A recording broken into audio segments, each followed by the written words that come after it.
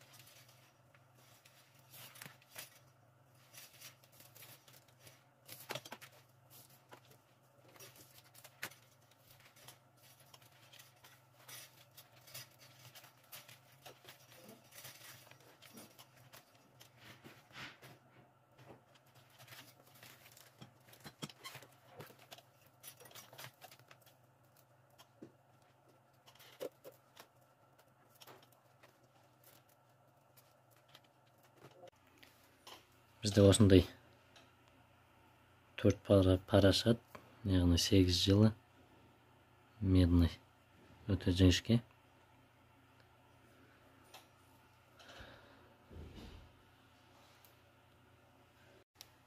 Бізде бір кабельден осындай шықты. Енді бұларды ауылға барғаннан өртейтін боламыз. Біз мынандай ұсақ жыланы қолмен аршуға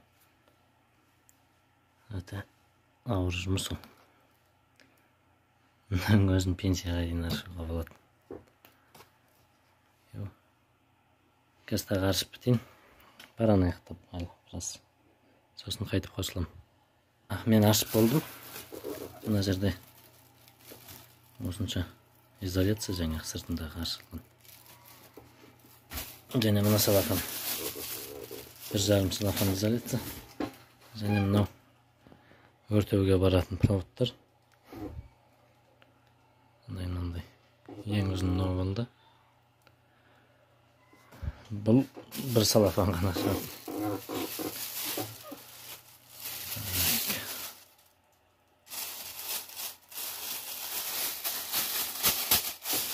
Видеоны лайк басып, арнаға жазылып, комментарий қалдырып кетіңіздер.